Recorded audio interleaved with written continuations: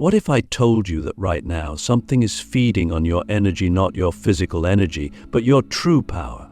And what if I told you that it's not fiction, not metaphor, not just some concept floating around in spiritual books? I mean real, living energies, parasitic, intelligent, and invisible to the physical eye that are actively draining you. They don't need your permission. They only need your unconsciousness. That's the horrifying truth that most people are too afraid to face. But if you don't face it, you stay bound by it. And I refuse to let that happen to you.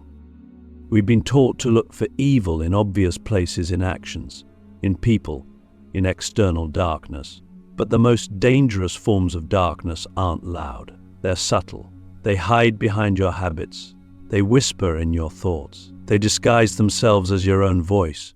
And that's what makes them demonic, not that they have horns or red eyes, but that they invert your light. They take what is sacred and twist it. They camouflage themselves as logical choices, comfortable emotions, even protective instincts. But underneath it all, they are energy thieves. And the more you let them linger, the more they drain the life force out of your potential. The first of these demonic energies is spiritual apathy. This one is silent. It doesn't scream. It doesn't attack. It just dulls you. It makes you numb. You stop caring. You stop seeking. You stop burning. And the fire inside of you, the one that used to rise up when you felt truth, when you heard your calling, when you dreamed bold dreams, it flickers. 10-eyed fires. Then it's gone. This energy convinces you that it doesn't matter, that it's too late, that your voice won't change anything. And slowly, you start becoming a ghost in your own life. You scroll endlessly, you consume passively, and you forget that you were born to create, to disrupt, to manifest. If you don't catch this one early, it becomes a slow death of purpose. And you won't even realize it's happening until one day you look in the mirror and don't recognize the eyes staring back at you. The second demonic energy is resentment. Unlike apathy, this one is loud. It simmers in your spirit. It poisons your thoughts. Sometimes it's directed at others, sometimes at yourself, sometimes at the universe itself. It tells you that you've been wronged, that you've been forgotten, that you deserve better, but will never get it. And while you're focused on the pain, this energy is feeding. It loves when you replay the past. It loves when you hold grudges, because every time you do, you stay stuck in a loop of victimhood. And as long as you're a victim, you're not a creator. You're not powerful. You're not sovereign. You're just a memory machine looping over old wounds while your destiny sits untouched. Ask yourself this: who are you still secretly blaming for your current state? What part of you is still waiting for an apology you may never get? That's where this energy is hiding and draining. The third demonic energy is envy. Now, this one is tricky because we all scroll through other people's lives. We all see someone doing what we wish we could do, living how we wish we could live. And in that moment we feel it, a sting, a tightness, a subtle contraction of the heart. That's not just emotion, that's a signal. Envy is a thief of gratitude, and where there is no gratitude, there can be no abundance. This energy thrives in comparison. It doesn't just make you feel less than others, it makes you forget your own gifts. It turns your attention outward, obsessing over what you lack, instead of inward, activating what you already carry.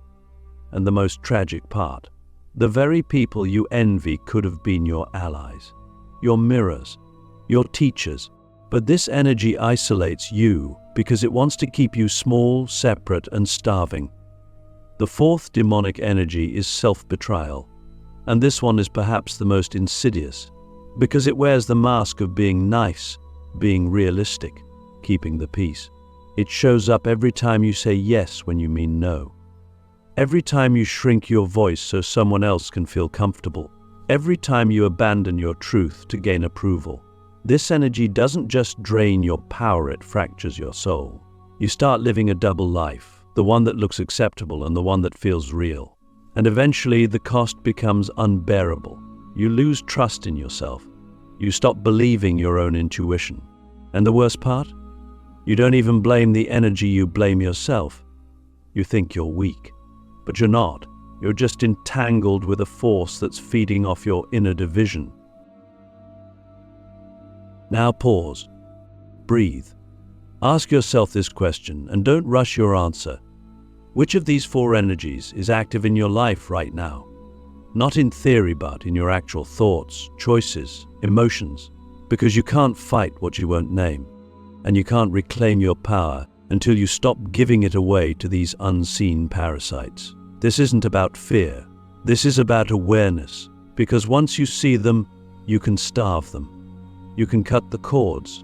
You can reclaim your fire. But you have to be ruthless. These energies will not leave just because you want them to. They leave when you stop feeding them. In the next part, we're going even deeper.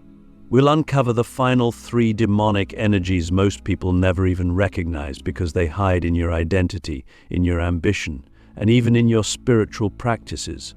And once you see them, you'll never be the same. Click subscribe to this channel to get more profound spiritual lesson. There's a strange irony in the spiritual path. The deeper you go, the more subtle the enemy becomes. You begin by overcoming the obvious demons: addiction, anger, fear, toxic people. But then, just when you think you're safe, you start to notice something more dangerous creeping in. Not from the outside, but from within. These aren't the loud, violent energies that scream in your face. These are the soft-spoken saboteurs that wear robes of light, whispering flattering lies to the corners of your mind you still haven't purified. The next 3 demonic energies are not out to destroy you with force. They destroy you with flattery, with false elevation, and with distorted hunger. If you don't watch them, they will take everything from you, especially your calling. Let's start with the 5th demonic energy, ego disguised as truth. This is not the surface-level ego that wants fame or attention. This is the evolved ego that adapts to your spiritual growth. It begins to speak in spiritual language. It uses your awakening as ammunition. It tells you you're more conscious than them, more healed than them, more awakened than them. It tells you that your way is the way, that what you see is more accurate, more enlightened. It disguises pride as clarity. And worst of all, it makes you unteachable. You stop listening. You start preaching. You forget how to receive. This energy doesn't just block your growth, it weaponizes your wisdom against you. And it feeds on one thing: comparison. Every time you look down on someone else's path, every time you secretly feel superior, this energy grows stronger. It's not empowering you. It's separating you from people, from spirit, from truth. The 6th energy is far more deceptive. It's what I call false light. This one is the hardest to detect because it feels good. It shows up in love and light spiritual bypassing. It tells you to just stay high vibe, to ignore negativity, to avoid shadow work because it's too low frequency. What it's really doing is keeping you shallow. It's keeping you in a sanitized version of spirituality that avoids depth, avoids discomfort, and most of all avoids transformation. This is the energy that convinces you healing is linear, that growth is always pretty, that peace is found in detachment and nothing more. But real peace, true peace, comes after the storm, after the earthquake, after the death of everything false. False light avoids the pain. Real light goes through it. Ask yourself, have you ever used positivity to avoid your truth? Have you ever used spiritual ideas to escape real emotional work? That's where this parasite hides, behind your smiles, behind your mantras, behind your carefully curated peace. And now we arrive at the 7th, the final and perhaps most relentless energy, unhealed desire. This is the hunger that never leaves, the craving for more status, more validation, more success, more results. It's not that desire is evil. Desire is sacred when it's clean. But when it's born from wounds, it becomes a black hole that no amount of achievement can fill. This energy wraps itself around your ambition. It tells you that once you make it, you'll finally be enough. It tells you that once you're seen, once you're chosen, once you're applauded, you'll feel whole. But that's a lie, because this demon moves the finish line. Every goal you reach, it pushes the next one further out of reach. You become addicted to the chase and numb to the now. You lose presence. You lose peace. And without realizing it, you become a slave to the very dream you once thought would liberate you. So now we must ask the real question, the one most people never dare to ask. Which part of me is still secretly feeding off recognition, hiding behind spirituality, or clinging to superiority? Because until you face these energies, you'll continue to confuse activity for alignment, attention for power, and applause for truth. These parasites don't need to possess you. They just need to persuade you. And if they can do that, they don't have to destroy your life. They'll just redirect it, slightly off course. Just enough to keep you busy, but never awake. Just enough to keep you moving, but never arriving. But here's the beauty in all of this. Once you see them, they lose power. Once you name them, they can't hide. And once you stop feeding them, your true self begins to rise. You stop leaking energy. You stop chasing shadows. You stop performing for a world that doesn't even know who you are. Instead, you begin to operate from stillness, from clarity, from unshakable essence. And when that happens, the entire field of your life changes. People feel your frequency shift. Opportunities realign. Clarity returns. And most of all, your true power, the one that was buried beneath all the noise, starts to ignite like fire in your bones. In the next part, we go beyond the demonic energies. We drop into the sacred rituals of power reclamation, energetic sovereignty, and how to become unleakable. It's time to build your field so strong that nothing can enter without permission. Once you see the demonic energies for what they truly are, subtle, shape-shifting, manipulative forces, you can never unsee them. But seeing is not the end. It's the beginning. Because even after recognition, your power remains scattered, fragmented, leaking through old wounds, unspoken truths, and unconscious agreements. And to rise into your highest self, you don't just need to block these energies. You need to retrieve what they've stolen. You need to become unleakable, a fortress of truth, a vessel of power so sealed, so sovereign, that nothing enters without your awareness and nothing leaves without your permission. But how do we do that? How does one reclaim lost energy in a world designed to keep us distracted, fragmented, and externally focused? It begins with radical ownership. Not just of your light, but of your shadow. Not just of your success, but of your sabotage. Because every place where you've given away power was a place where you believed you were powerless. And belief is everything. Energy follows belief like water down a slope. So if you believe you're broken, unworthy, or forgotten, your energy leaks into the cracks of that illusion. The most direct path to reclaiming your power is to confront where you stopped believing in yourself. Let me give you something real. Think back to a moment in your life when your light was dimmed. Maybe someone told you your dream was unrealistic. Maybe you were ridiculed for being sensitive, expressive, different. Maybe you trusted someone who betrayed you, and you decided subconsciously to shut down a part of your spirit. That moment wasn't just emotional. It was energetic. A piece of you stayed there. A piece of your fire.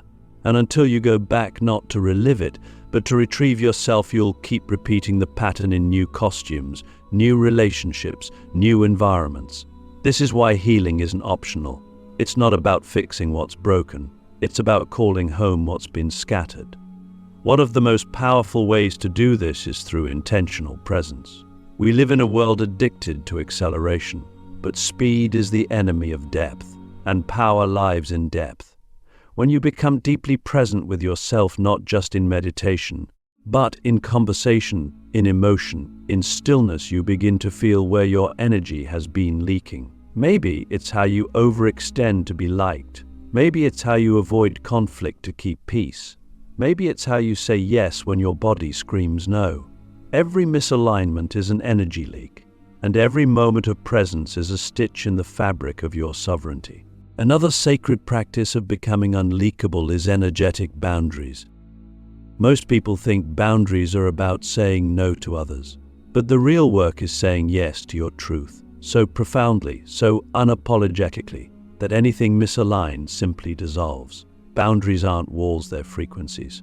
And when your frequency becomes clear, stable, and grounded in truth, the energies that once drained you can no longer find a hook. They bounce off you. They disappear, because they can only feed where confusion exists. Clarity is your shield. Integrity is your sword. Also, let's talk about ritual. Not the fluffy kind. I mean grounded, embodied, daily ritual that anchors your power into this realm. Wake up and speak to your field. Declare what enters and what does not. Cleanse your space not just with sage or incense, but with intention, with sound, with breath, with presence. Move your body like you're shaking off centuries of programming. Speak your truth like you're rewiring your DNA, because you are. Every ritual is a signal to the universe. I remember who I am, and the universe will respond accordingly. But above all else, becoming unleakable means choosing yourself every single day, even when it's inconvenient, even when it costs you relationships, even when it makes you the villain in someone else's story. You must choose your energy over their expectations, your truth over their projections, your path over their comfort. Because the moment you stop abandoning yourself, you stop bleeding power. And when that happens, something miraculous unfolds. You become magnetic, not in a trendy law of attraction way. I mean soul magnetic. You attract what matches your frequency. You repel what doesn't. Your life begins to organize itself around your essence. So I ask you now, not as a guru, not as a voice through a screen, but as a mirror, where are you still leaking? Where are you still giving away parts of yourself in exchange for approval, safety, or belonging? And are you willing to stop? Are you willing to seal the cracks, call your energy home, and walk like someone who knows they are the only authority in their field? Because when you do, you don't just reclaim power, you become power. You don't just change your life. Joe Scheif, Tim Lines. And the old energies, the ones that once drained you, will no longer recognize you. Because you're no longer food, you're fire. In the final part, we'll go beyond defense and into radiance. You'll learn how to not only protect your power, but to amplify it to become a living force of transformation, a beacon, a portal, and a storm. There is a point on the path after you've cleared, reclaimed, and sealed your field when you realize that protection is no longer enough. You didn't come here just to survive spiritual warfare. You didn't incarnate to merely dodge darkness and manage energy leaks. You came here to radiate, to transmit, to become such a concentrated force of embodied truth that anything not aligned with love, with clarity, with divine power cannot even enter your orbit. This is not about defense anymore. This is about domination, not over others, but over the frequencies that once threatened to own you. You don't just stop the storm, you become it. And when you do, every room you walk into changes, not because of your words, but because of your presence. True power isn't loud. It doesn't bend others by force. It bends reality with resonance. It shifts timelines, opens pathways, and silences chaos with a single breath. But here's the paradox: you can't fake this kind of power. You can't hustle your way into it or perform it like a role. You become it by dissolving everything that isn't real. You become it by choosing alignment over comfort, integrity over popularity, stillness over stimulation. It's a frequency you earn not through perfection, but through purification. And when you reach this level, you stop chasing light, because you know you are the source. Let me tell you something most people won't. The darkness doesn't fear your positivity. It doesn't care about your affirmations. What it fears is your clarity, your consistency, your refusal to abandon yourself. Darkness cannot feed on someone who is deeply present, deeply embodied, and fully awake. That's why the final evolution of spiritual power is to radiate so much authentic energy that you become inaccessible to anything misaligned. Your field becomes a fire, not aggressive, not violent, just unapproachable to distortion. And that's when you stop managing your life and start commanding it. But how do you get there? How do you become that storm not of chaos but of divine force? You begin by living as if your energy is sacred because it is. Every thought, every word, every choice is either amplifying your power or leaking it. So you start cutting with precision. You stop explaining yourself to people who don't truly listen. You stop justifying your frequency to those who never intended to understand you. You stop engaging in the small games of the world because you know your presence is your sermon. You don't have to prove anything when your life is the proof. Next, you learn to amplify your field. You do this through daily devotion. Not rigid religion, but sacred rhythm, breathwork, movement, silence, nature, sound, truth-telling. Every ritual, every practice becomes a tuning fork. You're not doing it to check a box. You're doing it to resonate, to be in tune with the current of life so deeply that anything not of that current falls away. And here's the secret. The more you amplify, the less you need to protect. Radiance becomes defense. Frequency becomes immunity. Power becomes presence. And then you begin to speak differently, not to impress, not to teach, but to activate. Your words begin to carry charge. Call this mirrors. You can walk into a room and say nothing and still shift the emotional weather of everyone present. Because you've become a portal. You've stopped leaking and started overflowing. And that overflow touches everything. Not because you're trying to change people, but because your presence reminds them of who they are. This is what it means to become the storm. You don't resist darkness. You outshine it. You don't fear the world. The world starts to reconfigure itself around your energy. You don't chase purpose. Purpose begins to magnetize to your field. You become a living contradiction to everything the world said was possible. You become a phenomenon, not because you're better, but because you're real. And in a world of simulations, reality is the most powerful force there is. So I'll ask you one last time, are you ready to stop running? Are you ready to stop surviving? Are you ready to stop giving pieces of yourself to people, systems, and energies that couldn't even carry your truth if they tried? If so, then stand up, in your body, in your breath, in your voice, in your presence. Because when you become the storm, you don't just protect your power, you awaken others to theirs. And that's how we change everything. Not by preaching, not by fighting, but by radiating. You are not here to be drained. You are not here to be hidden. You are here to become the force that nothing can consume. This is your moment. Own it. This is your power. Radiate it. And this is your life. Live it like you remember who you are. The storm isn't coming.